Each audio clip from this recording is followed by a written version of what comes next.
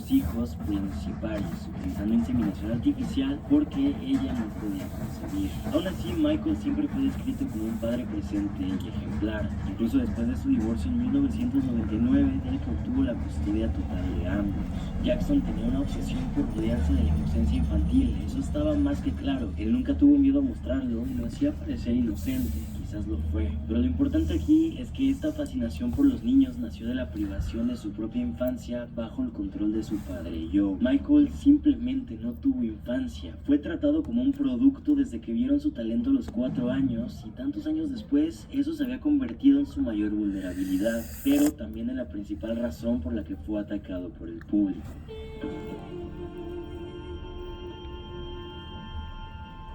El escándalo de 1993 fue masivo no solo para la vida de Jackson, sino para la cultura popular en general. Por lo tanto, es entendible que la indignación de Michael se reflejara en su música también, lanzando el álbum más oscuro y confrontativo de su carrera, History, Past, Present and Future, Book 1, en 1995.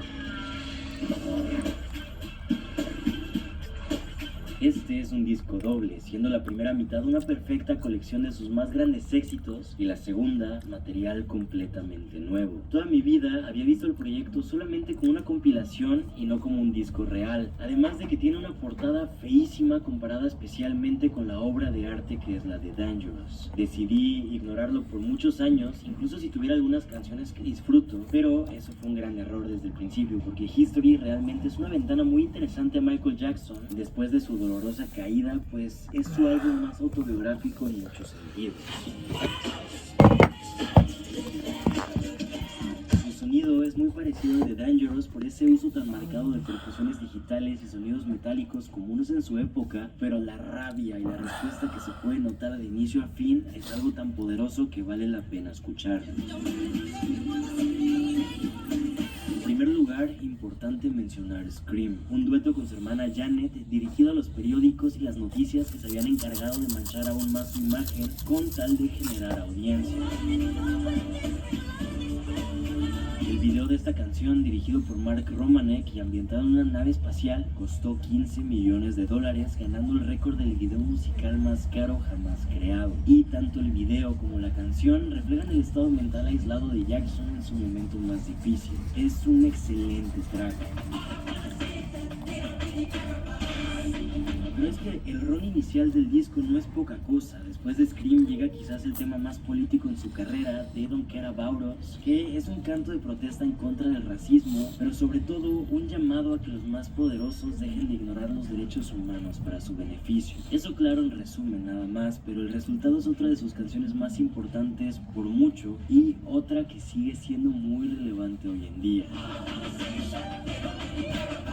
Luego viene Stranger in Moscow, considerada por muchos como su obra maestra indiscutible durante los 90s. Fue escrita y grabada mientras estaba encerrado en una habitación de hotel en Moscú durante su gira de 1993, justo cuando la noticia de las acusaciones le estaban dando la vuelta al mundo. Es una canción 100% autobiográfica y un reflejo muy fiel de lo que estaba sintiendo durante ese momento tan oscuro.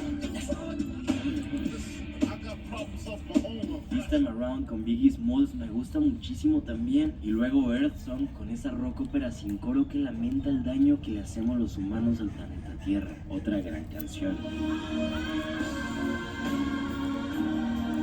Tabloid Junkie que interpola samples de noticieros con beatboxing solo para exigir a quien escuche que no crea todo lo que lee solo porque lo viste en una revista o salió en la tele.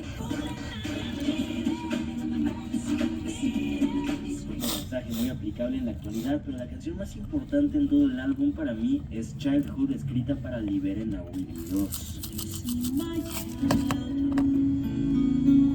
Este es un track desgarrador en todo sentido, pues relata la falta que le hizo tener una infancia normal como todos los demás niños, pero en su lugar fue obligado a cantar a costa del abuso de su padre. Él siente que a sus más de 35 años en ese entonces apenas está logrando compensar todo ese tiempo que perdió, y eso explica por qué actúa como lo hace, aunque todos lo juzguen por eso.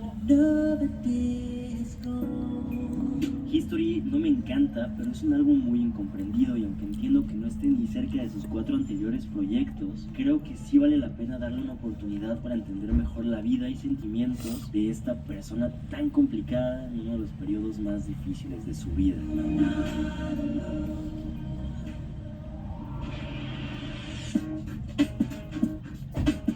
Llegamos al siglo XXI y Michael Jackson estaba desesperado. No creo que haya otra forma de verlo. Estaba desesperado por ser comprendido después de tener una década casi completa tan caótica como lo que vivió en los 90s. Seguía llenando estadios y sus canciones volvían a aparecer en las listas una y otra vez, pero aún así estaba triste, se sentía insuficiente y todo eso lo llevó a aislarse como nunca en busca de un perfeccionismo casi enfermizo que lo llevó a gastar un estimado de $30 millones en la producción de su último disco oficial en vida, Invincible, que también es el álbum de estudio más caro de toda la historia.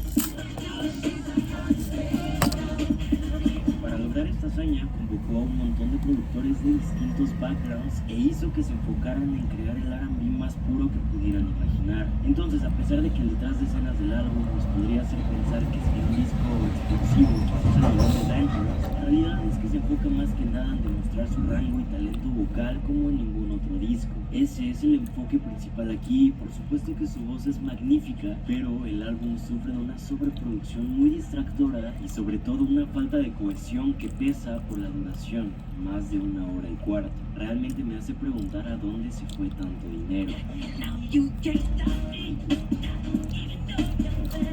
Sin embargo, no voy a negar que Invincible tiene absolutas joyas, empezando por Unbreakable, un fuerte ataque a sus críticos que incluye un verso de rap póstumo de The Notorious B.I.G., quien había sido asesinado en 1997. Es una de mis fusiones con hip hop favoritas en su discografía.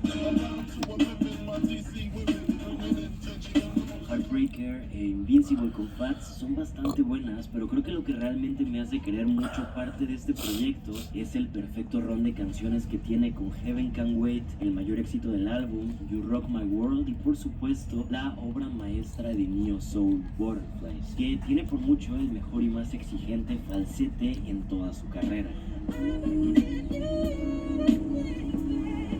Es impresionante lo que hace aquí. De hecho, se dice que le costó tanto llegar a este registro que tuvo que llamar al famoso profesor Seth Riggs para que lo ayudara a alcanzar las notas. En 2000 Watts su voz suena súper grave y robótica y por eso es una de las canciones más odiadas por fans, pero a mí me gusta mucho cómo suena por alguna razón. Whatever Happens también tiene elementos muy extraños, fusionando la salsa con el R&B y la mágica guitarra eléctrica de Carlos Santana. Sin contar ninguno de sus trabajos de cuando era niño, Invincible sí me parece el peor disco de Michael Jackson por mucho, y la crítica y el público compartían el mismo sentimiento. El aparente fracaso del álbum fue impulsado además por una guerra abierta entre Jackson y Sony Music. Él descubrió algunas cláusulas en su contrato que retrasaban la reversión de los derechos de sus masters y se dio cuenta de que el mismo abogado que lo representaba en las negociaciones también estaba representando a Sony. Básicamente no podía ser dueño de su propia música hasta después de muchos años.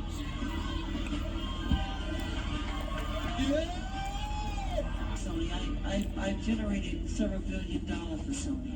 They never thought that this performer myself would outthink them. Convencido de que Sony, y específicamente su CEO, Tommy Mottola, estaba saboteando la promoción del álbum para llevarlo a la bancarrota, Michael Jackson se rebeló. En junio de 2002 organizó protestas enfrente de la sede de Sony en Nueva York y Londres. Con pancartas acusó públicamente a Mottola de racismo llamándolo demoníaco y afirmó que las grandes discográficas conspiraban para engañar a los artistas negros y para quitarles su dinero. Entonces, ¿qué hizo Sony? Canceló todos los singles que se tenían planeados y de plano cortó el presupuesto de promoción.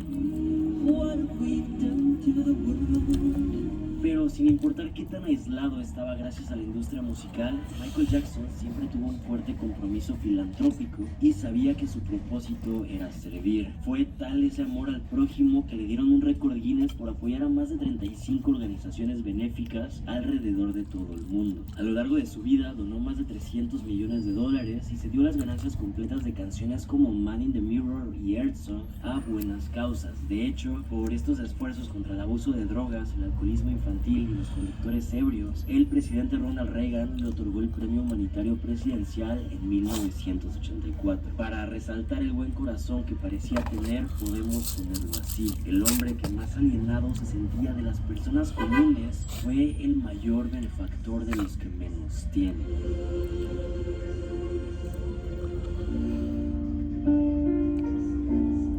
En 2003, la percepción pública sobre Michael Jackson sufrió el golpe más grande posible. Un documental del periodista británico Martin Bashir intentó explorar su vida en el famoso rancho Neverland, el hogar de Michael desde 1988, además de un parque de atracciones privado que en algún momento llegó a tener una rueda de la fortuna, un carrusel, una montaña rusa, carros chocones, un cine con más de 50 asientos y hasta un zoológico pequeño. De su auge, a Michael le gustaba invitar a niños para disfrutar lo que él siente que nunca tuvo en su infancia. Durante una entrevista, Jackson defendió frente a las cámaras el hecho de que compartía la cama con niños.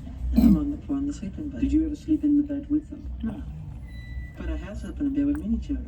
I sleep in bed with all of them. Insistiendo en que era un acto de amor inocente, pero claro, la respuesta del público fue una repulsión masiva. Poco tiempo después, el padre de uno de los niños acusó formalmente a Jackson de abuso. ¡Anda afuera! Disgusting and false.